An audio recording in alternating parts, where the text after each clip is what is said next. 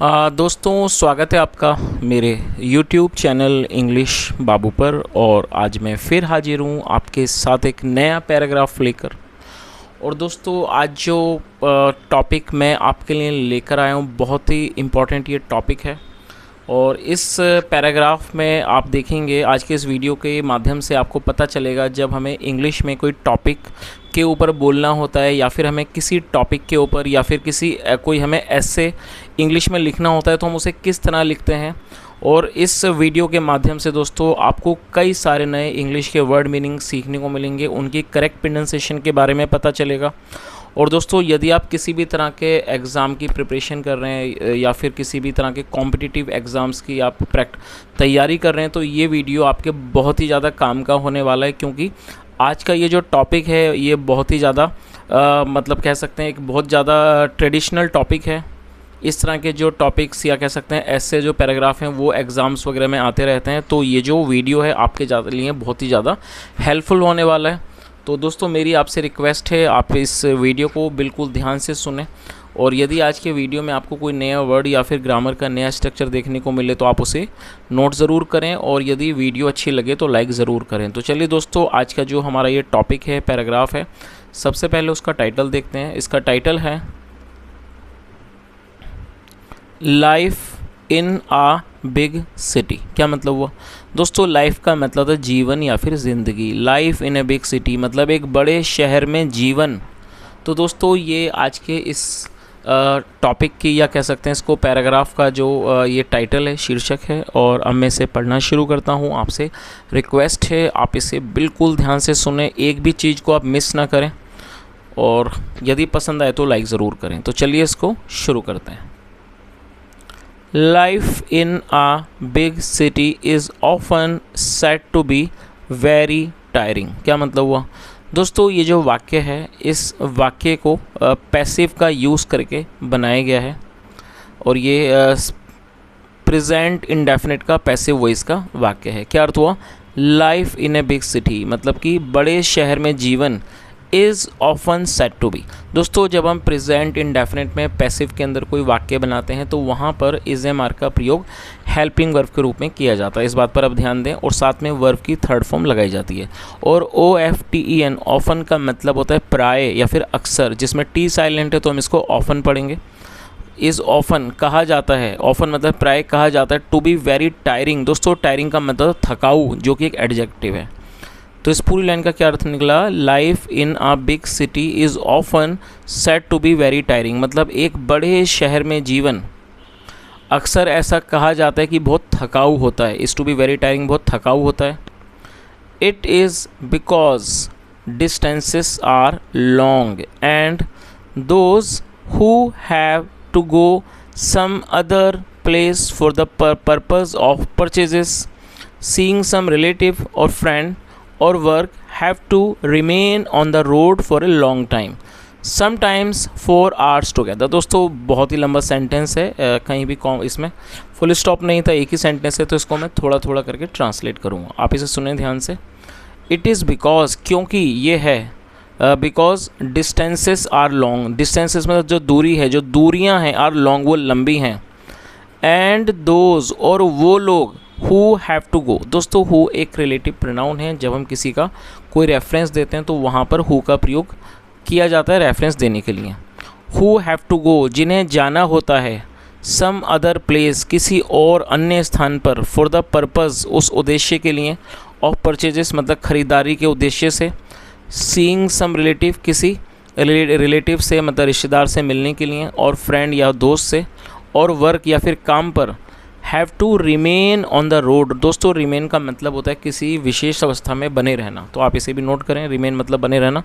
Have to remain on road, उन्हें road पर बने रहना होता है, उन्हें रोड पर रहना होता है। फॉर ए लॉन्ग टाइम लंबे समय तक, समटाइम्स 4 hours टुगेदर कई बार कई घंटे लगातार एक साथ। तो दोस्तों, इस पूरी लाइन का क्या अर्थ निकला कि ये ऐसा ये है क्योंकि लंबी दूरियों के कारण जिन लोगों को दूसरे स्थानों पर जाना होता है ख़रीदारी के लिए, किसी से मिलने के लिए मतलब किसी रिलेटिव या दोस्त से मिलने के लिए या फिर काम पर, उन्हें सड़क पर रहना होता है कई मतलब फॉर ए लॉन्ग टाइम बहुत लंबे समय तक, some time for hours together कई बार एक साथ कई घंटे। चलिए आगे देखिए।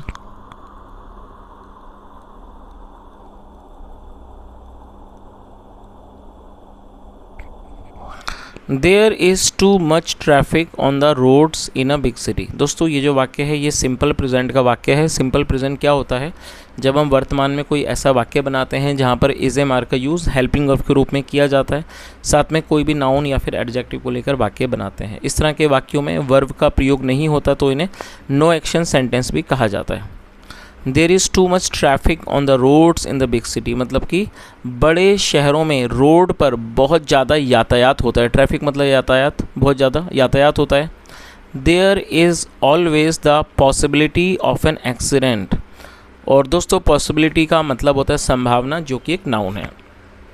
There is always the possibility of an accident, और वहाँ हमेशा किसी भी दुर्घटना की कोई संभावना होती है। If we loosen the grip, दोस्तों लूजन का मतलब ढील छोड़ना। If we loosen the grip over our vehicle, यदि हम अपने वाहन पर अपनी पकड़ को ढीला छोड़ते हैं, इवन फॉर ए मोमेंट, एक क्षण के लिए भी। तो इस पूरी लाइन का क्या अर्थ हुआ कि हमेशा मतलब कि एक संभावना होती है दुर्घटना की अगर हम अपने वाहन पर एक क्षण के लिए भी पकड़ को ढीला छोड़ते हैं। आगे देखिए। देन फिर there is so much pollution in a big city, मतलब एक बड़े शहर में बहुत ज़्यादा पोल्यूशन होता है। पोल्यूशन का मतलब होता है प्रदूषण, प्रदूषण होता है। So many vehicles which run on petrol और डीजल पल्यूट द एटमॉस्फेयर। क्या मतलब हुआ? सो मैनी व्हीकल्स, मतलब कि कई सारे वाहन, विच रन ऑन पेट्रोल, जो कि रन करते हैं, रन मतलब चलना, जो कि चलते हैं पेट्रोल पर या फिर डीजल पर। पॉल्यूट द एटमॉस्फेयर, दोस्तों पॉल्यूट का मतलब होता है प्रदूषित करना, जो कि एक वर्ब है। वो क्या है? वो एटमॉस्फेयर मतलब कि वातावरण को पॉल्यूट करते हैं, प्रदूषित करते हैं। There is also so much noise, और वहाँ पर बहुत ज़्यादा नॉइज़ मतलब कि शोर भी होता है। ऑन द रोड, सड़कों पर, एंड इन द मार्केट्स, और बाज़ारों में। चलिए आगे देखिए।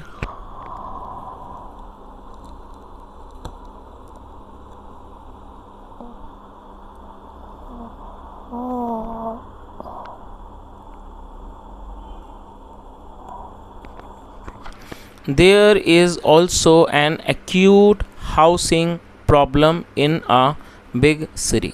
दोस्तों यहाँ भी सिंपल प्रेजेंट का ही इस्तेमाल किया गया है वाक्य को बनाने में। इसका यूज़ हेल्पिंग वर्ब के रूप में किया गया है। और एक्यूट एक एडजेक्टिव है। एक्यूट का मतलब होता है बहुत ज़्यादा, अत्यधिक गंभीर, तो उसे एक्यूट कहा जाता है। आप चाहें तो इसको नोट कर लीजिए। There is also an acute housing problem in the big city, मतलब बड़े शहर में बहुत ही गंभीर हाउसिंग की, मतलब कि रहने की जगह की बहुत ज़्यादा समस्या होती है, प्रॉब्लम होती है। Many people have to live in slums, और दोस्तों अब आप देखेंगे यहाँ शायद तीसरी बार हैव टू का प्रयोग किया गया, तो मैं सोचता हूँ हैव टू को मैं बता दूँ। हैव टू का मतलब होता है जब हम किसी वाक्य में किसी भी तरह की विवशता को दर्शाना चाहते हैं तो वहाँ पर हैव टू का प्रयोग किया जाता है। जब आप कोई ऐसा वाक्य बनाते हैं जहाँ पर आप किसी भी तरह की फोर्स को, मतलब कि विवशता को दर्शाते हैं, तो वहाँ पर हैव टू का प्रयोग हेल्पिंग वर्ब के रूप में किया जाता है। साथ में फर्स्ट टर्म लगाई जाएगी। तो क्या अर्थ हुआ? Many people have to live in slums. और दोस्तों स्लम्स क्या होते हैं? देखिए स्लम मतलब होता है बहुत छोटे छोटे घर। जैसे आपने सुना होगा मुंबई में एक स्थान है धारावी, तो वो स्लम से, स्लम का मतलब जहाँ पर बहुत छोटे छोटे घर बने होते हैं, जहाँ अक्सर गरीब और मज़दूर लोग रहते हैं। इस तरह के इलाकों को, इस तरह के एरियाज़ को स्लम्स कहा जाता है, जिन्हें आप झुग्गी झोपड़ी वाले इलाके भी कह सकते हैं। तो क्या अर्थ हुआ? There is also so much many people have to live in slums, मतलब कई लोगों को स्लम्स में रहना पड़ता है। हर्ट्स झुग्गियों में, शैंटीज़ झोंपड़ियों में, एंड स्मॉल हाउसेस या फिर और छोटे घरों में रहना पड़ता है। आगे देखिए। There are often so many places worth seeing, और वहाँ पर कई सारे ऐसे स्थान होते हैं वर्थ सीइंग मतलब देखने लायक। और दोस्तों आप चाहें तो ये वर्ड को नोट कर लीजिए, क्योंकि इस तरह के वर्ड मीनिंग आपको नोट ज़रूर करने चाहिए। जब आप भी कोई टॉपिक बनाएंगे तो आपको इन वर्ड से बहुत ज़्यादा हेल्प मिलेगी। तो क्या अर्थ हुआ? पहले आप इसकी मीनिंग को नोट कर लीजिए। वर्थ सीइंग का मतलब होता है देखने के योग्य। जैसे मान लीजिए आप कभी आगरा जाएँ तो वहाँ पर घूमने का स्थान बहुत ज़्यादा जो फेमस है वो है ताजमहल। तो ताजमहल को हम क्या कह सकते हैं कि ताजमहल इज़ वर्थ सीइंग। क्योंकि मान लीजिए हमारा मानना ऐसा है कि जो ताजमहल है कि वो जाने के योग्य है, वहाँ आप जाएंगे तो आपको जाकर अच्छा लगेगा, क्योंकि वो बहुत ज़्यादा एक फेमस एक कह सकते हैं पर्यटक स्थल है, लोग दूर दूर से आते हैं उसको देखने।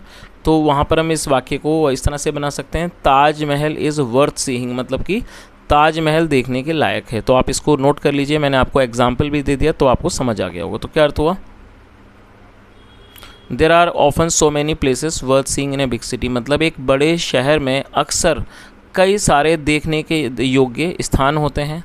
One does not generally get bored, दोस्तों गेट बोर्ड का मतलब होता है बोर होना, और बोर्ड एडजेक्टिव है तो एडजेक्टिव को वर्ब बनाने के लिए गेट का प्रयोग किया गया है। One does not generally get bored, मतलब जनरली का मतलब होता है सामान्य रूप से, या कह सकते हैं आमतौर पर कोई बोर नहीं होता है।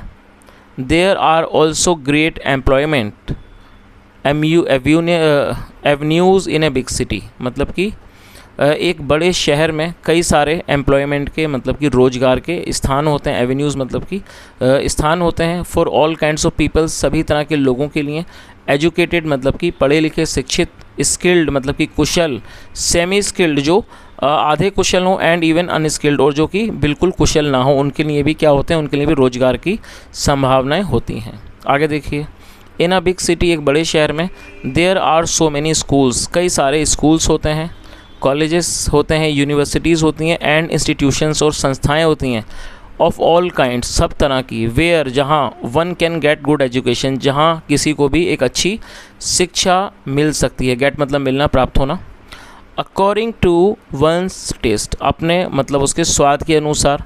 एंड एप्टीट्यूड, और उसके व्यवहार और उसकी एप्टीट्यूड के अकॉर्डिंगली, मतलब उसके ये क्या, एप्टीट्यूड का अर्थ होता है किसी भी व्यक्ति का एक किसी भी व्यक्ति की किसी तरह की रुचि, तो उसका मतलब किसी व्यक्ति को अपने स्वाद और अपनी रुचि के हिसाब से एजुकेशन मिल सकती है। देन फिर there are so many libraries, वहाँ बहुत सारी लाइब्रेरीज़ होती हैं। Where one can gain more and more knowledge, जहाँ पर कोई भी मतलब बहुत मतलब कि अधिक से अधिक नॉलेज, ज्ञान प्राप्त कर सकता है। आगे देखिए,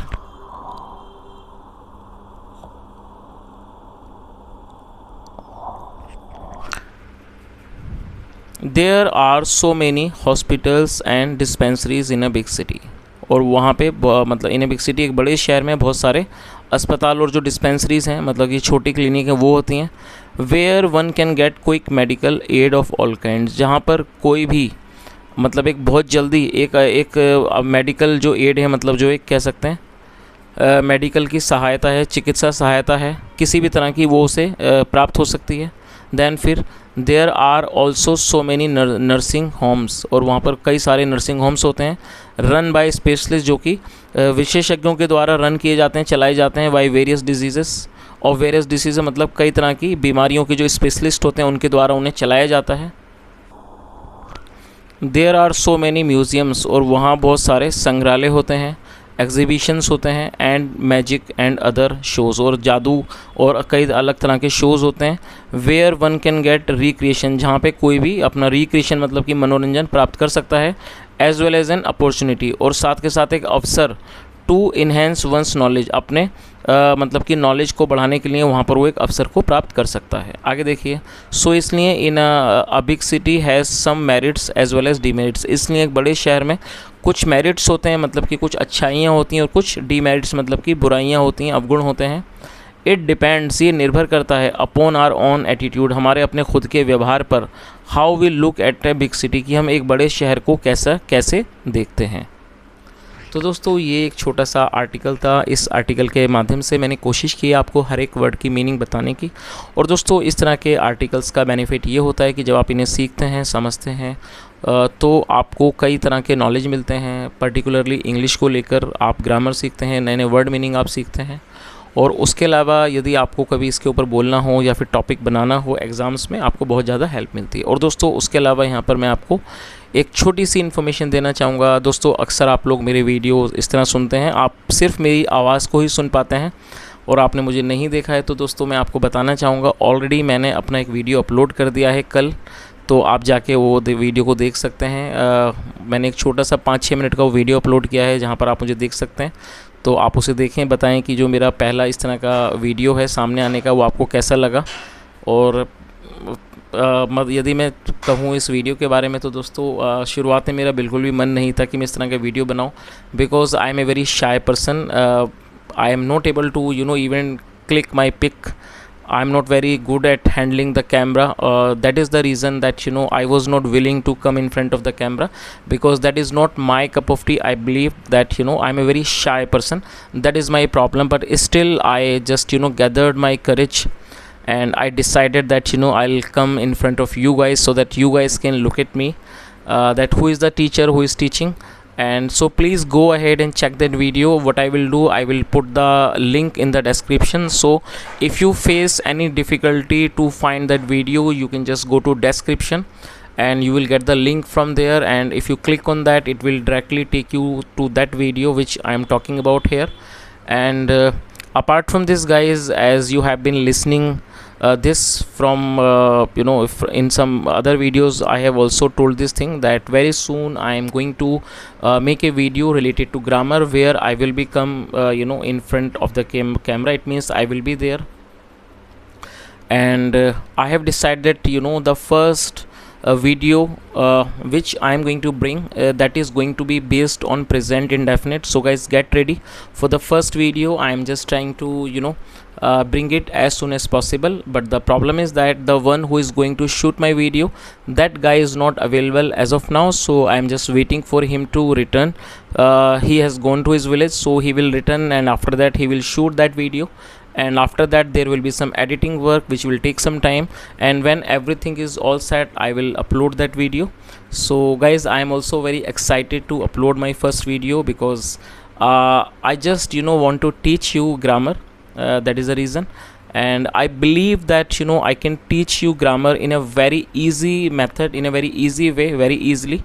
Anyone who is not from a good sound background, or anyone who does not have good knowledge, or we can say the sound knowledge of English, it is going to be very helpful for them. So guys, just keep waiting for the first video, and do remember this, what I am saying, that the first video is going to be on present indefinite. So just wait for that, and with the help of that video, you guys will learn a lot of things about present indefinite. I guess there are already multiple videos are available all on internet. If you just search in the YouTube, you will get multiple videos there, but still I'm sure that the video which I'm going to make, it is going to be totally different.